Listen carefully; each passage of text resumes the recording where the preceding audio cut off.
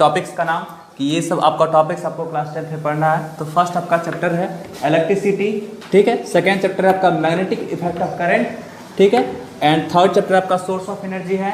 And last chapter आपका ray optics है। मैंने रे ऑप्टिक्स यहाँ पे लगा दिया है, वैसे आप लोग देखे होंगे वहाँ पे लाइट करके चैप्टर होगा, बट रे ऑप्टिक्स लगा दिए हैं क्योंकि आपको लाइट का दो पार्ट होता है, एक रे पार्ट होता है एंड एक आपका वेव पार्ट होता है। तो रे ऑप्टिक्स में इतने सारे टॉपिक्स आपको पढ़ना है, ठीक है।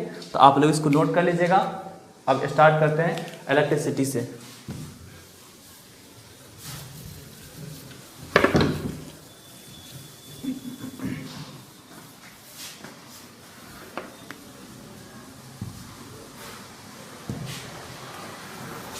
चलिए, ये आपका क्या है, क्लास 10th का फर्स्ट टॉपिक है इलेक्ट्रिसिटी। तो इसमें सबसे पहले इस टॉपिक को समझने के लिए सबसे पहले आपको इलेक्ट्रिक चार्ज को समझना पड़ेगा। वैसे इलेक्ट्रिसिटी का मीनिंग देखिए क्या होता है। इलेक्ट्रिसिटी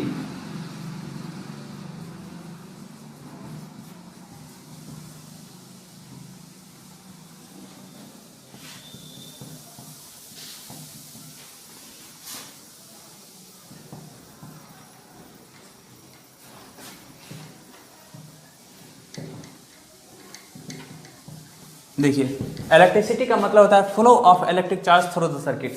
सर्किट आपका दो टाइप का हो सकता है। एक आपका हो सकता है बोल सकते हैं इसको मेटालिक कंडक्टर बोल सकते हैं, एंड दूसरा आपको इलेक्ट्रोलाइटिक भी हो सकता है, इलेक्ट्रोलाइट्स भी हो सकता है। तो वहाँ पे दोनों केस में इलेक्ट्रिसिटी आपका डिफाइन होता है। जब हम कंडक्टर की बात करेंगे, कंडक्टर में आपका हो गया मेटालिक, जैसे हम लोग कॉपर वायर का इस्तेमाल करते हैं, ठीक है, या एल्यूमिनियम वायर का या कोई भी वायर का इस्तेमाल करते हैं। तो वहाँ पे जब आपका इलेक्ट्रिसिटी का फ्लो होता है, ठीक है, चार्ज का जो फ्लो होता है, तो उसके कारण आपका इलेक्ट्रिसिटी वहाँ पे जनरेट होगा। दूसरा हम बात कर सकते हैं इलेक्ट्रोलाइट्स की बात कर सकते हैं। तो यहाँ पे आपका आयंस का फ्लो होता है, इसके कारण भी क्या होता है, आपका इलेक्ट्रिसिटी जनरेट होता है, ठीक है। तो आपका इलेक्ट्रिसिटी दोनों सर्किट का मतलब आपका दोनों हो गया, मेटालिक सर्किट भी हो सकता है एंड इलेक्ट्रोलाइटिक सर्किट भी हो सकता है, ठीक है। तो उसको सबसे पहले समझने के लिए आपको ये टॉपिक समझना पड़ेगा कि what is electric charge, electric charge क्या है, ठीक है। तो चलिए स्टार्ट करते हैं इलेक्ट्रिक चार्ज को।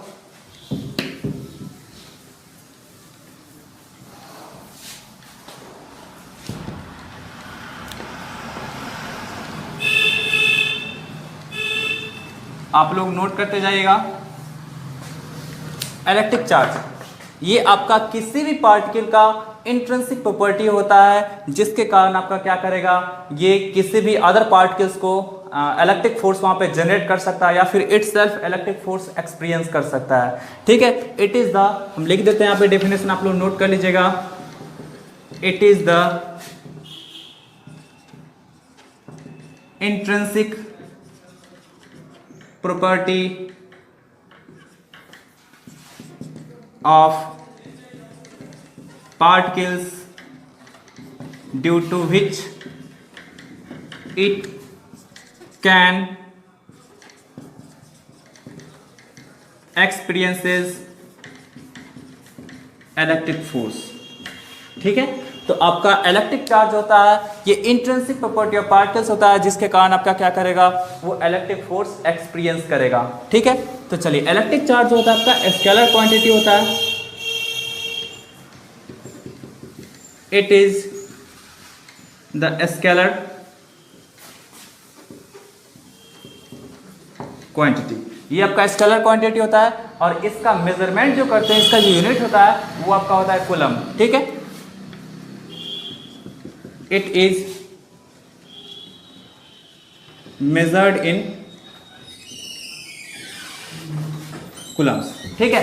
इसको हम लोग क्या करते हैं, कूलम्स में मेजर करते हैं। तो चलिए आइए हम इलेक्ट्रिक चार्ज को एक अच्छे लेवल में पढ़ें कि कैसे ये जनरेट होता है, क्या रिस्पॉन्सिबल होता है इलेक्ट्रिक चार्ज के लिए। मतलब किसी भी सब्सटेंस में जब इलेक्ट्रिक चार्ज जनरेट होता है तो इसके लिए कौन सा फैक्टर आपका रिस्पॉन्सिबल होता है, उसको हम लोग स्टडी करते हैं, ठीक है। आप लोग इसको नोट कर लीजिएगा।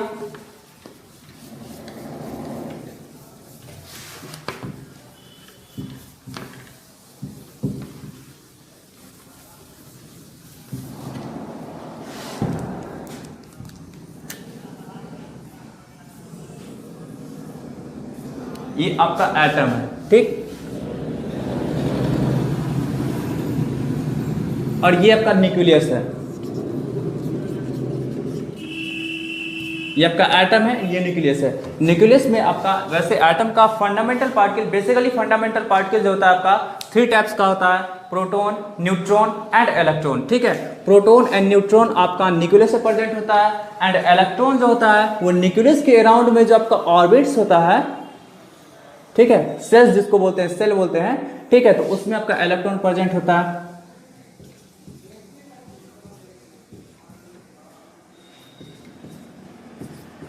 ठीक है, तो किसी भी सब्सटेंस पे चार्ज का जो रिस्पॉन्सिबिलिटी होता है वो सिर्फ और सिर्फ इलेक्ट्रॉन के पास होता है। यदि किसी सब्सटेंस से आपका इलेक्ट्रॉन लूज हो गया तो उसके पास पॉजिटिव चार्ज आएगा, यदि किसी सब्सटेंस से इलेक्ट्रॉन का गेन हो गया तो वहां पे क्या होगा, नेगेटिव चार्ज आ जाएगा। तो यहाँ पे आप बस इतना समझेंगे कि इलेक्ट्रॉन जो होता है किसी भी सब्सटेंस पे रिस्पॉन्सिबल होता है चार्ज के लिए। ठीक है, प्रोटॉन का कभी भी लॉस या फिर गेन नहीं हो सकता है, क्योंकि यहाँ पे प्रोटॉन एंड न्यूट्रॉन इस न्यूक्लियस में बहुत ही ज्यादा स्ट्रॉन्गर फोर्स के द्वारा बाउंडेड होता है, जिसको हम लोग बोलते हैं न्यूक्लियर फोर्स। एंड वो जितने भी आप फोर्स देखते हैं, जितने फोर्स का जानते हैं, सबसे ज्यादा स्ट्रॉन्गेस्ट फोर्स होता है। तो इसको हम लोग ओवरकम करके, इसको ब्रेक करके यहाँ से प्रोटॉन को फ्री नहीं कर सकते। यदि ऐसा होगा तो यहाँ पे एटम का डिस्ट्रक्शन हो जाएगा, फिर ये आपका दूसरे एटम में, दूसरे किसी एटम में कन्वर्ट हो जाएगा। ठीक है, तो किसी भी सब्सटेंस पे जो आपका चार्ज जो रिस्पॉन्सिबल होता है वो सिर्फ और सिर्फ इलेक्ट्रॉन के कारण होता है। तो देखिए, जैसे हम लोग इस सब्सटेंस की बात करते हैं, इस पे आपका निगेटिव चार्ज है, निगेटिव चार्ज है, इसका मतलब समझना है कि इसके पास क्या होगा, आपका वो इलेक्ट्रॉन का जो संख्या होगा, जो नंबर ऑफ इलेक्ट्रॉन होगा, वो आपका नंबर ऑफ प्रोटॉन से ज्यादा होगा। ठीक है, मतलब क्या होगा, जितना प्रोटॉन होगा उससे ज्यादा आपका क्या होगा, इस सब्सटेंस में इलेक्ट्रॉन होगा। मींस आपका ये सब्सटेंस कहीं ना कहीं से आपका इलेक्ट्रॉन को गेन किया होगा। ठीक है, किसी अदर सब्सटेंस की हम बात करते हैं, उस पर पॉजिटिव चार्ज है, उस पर पॉजिटिव चार्ज है, तो इसका मतलब क्या होगा, आपका नंबर ऑफ प्रोटॉन्स जो होगा आपका वो नंबर ऑफ इलेक्ट्रॉन से ज्यादा होगा। मींस यहाँ पे आपका लॉस ऑफ इलेक्ट्रॉन हुआ होगा। जैसे एग्जांपल में आपको बताते हैं, जैसे आप लोग में भी देखे होंगे क्लास 9th में, जैसे mg की बात करते हैं। ठीक है, mg का एटॉमिक नंबर 12 होता है। ठीक है, एटॉमिक नंबर 12 होता है। जब न्यूट्रल स्टेट की बात करेंगे, जब ये आपका बिल्कुल न्यूट्रल रहेगा, बिल्कुल न्यूट्रल रहेगा, तो इसके पास क्या होता है, आपका नंबर ऑफ प्रोटॉन जो होगा वो आपका 12 होगा। नंबर ऑफ इलेक्ट्रॉन जो होगा वो भी आपका 12 होगा। कब, जब न्यूट्रल स्टेट में होगा ये। ठीक है, जब बिल्कुल आपका क्या होगा, न्यूट्रल स्टेट में होगा। बट इसके चार्ज स्टेट की बात करेंगे, ठीक है, तो यहां पे आपका क्या होगा, number of protons equal to 12, number of electrons equal to 10। ठीक है, जब चार्ज स्टेट की बात करें, जब आपका 2+ चार्ज होगा तो।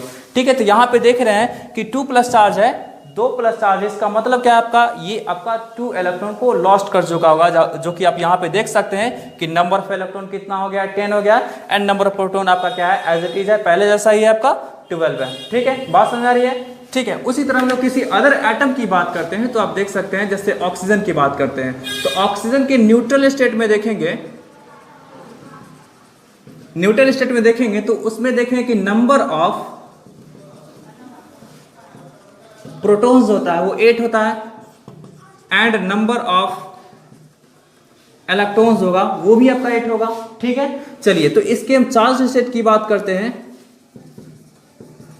चार्ज स्टेट कितनी आपका ये O2- के रूप में होता है, O- के रूप में भी पाया जाता है। ठीक है, ये O2+ के रूप में भी पाया जाता है। ठीक है, लेकिन उसकी हम चर्चा नहीं करेंगे यहाँ पे। ठीक है, हम एक जनरल चार्ज स्टेट की बात कर रहे हैं, तो यहाँ पे देख सकते हैं कि नंबर ऑफ प्रोटॉन्स होगा वो 8 ही होगा, बट नंबर ऑफ इलेक्ट्रॉन्स होगा वो आपका 10 हो जाएगा। ठीक है, तो यहां पे देख लीजिए, नंबर ऑफ इलेक्ट्रॉन्स क्या हुआ, आपका नंबर ऑफ प्रोटॉन से इंक्रीज कर गया। तो ओवरऑल समझ रहे हैं हम लोग कि किसी भी बॉडी पे जो चार्ज का जो रिस्पॉन्सिबिलिटी होता है वो सिर्फ और सिर्फ इलेक्ट्रॉन के पास होता है। इलेक्ट्रॉन का लॉस्ट हो गया तो उसके पास पॉजिटिव चार्ज आएगा, इलेक्ट्रॉन का गेन हो गया तो उसके पास क्या होगा, आपका नेगेटिव चार्ज आ जाएगा।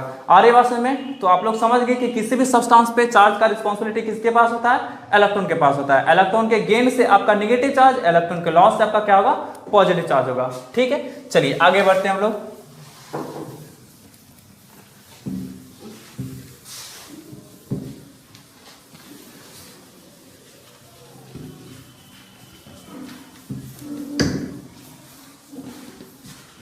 अब हम लोग देख लिए कि कॉज देख लिए किसी भी सब्सटेंस पे आपका चार्ज का कॉज क्या होता है, ठीक है। अब हम लोग देखेंगे कि ये चार्ज प्रोड्यूस कैसे होता है, किसी भी सब्सटेंस पे ये चार्ज प्रोड्यूस कैसे होता है। अभी हम लोग ने देख लिया कि इलेक्ट्रॉन्स क्या होता है, आपका रिस्पॉन्सिबल होता है किसी भी सब्सटेंस पे चार्ज के लिए। अब कॉज के बारे में देखते हैं। तो देखिए कैसे इंड्यूस होता है आपका ये चार्ज, उसके बारे में देखते हैं। मेथड्स फॉर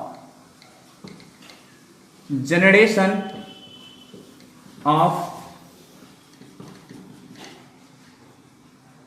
इलेक्ट्रिक चार्ज, ये आपका 3 टाइप का होता है। 3 तरीके से क्या कर सकते हैं, किसी भी सब्सटेंस में इलेक्ट्रिक चार्ज को जनरेट कर सकते हैं। पहला होता है आपका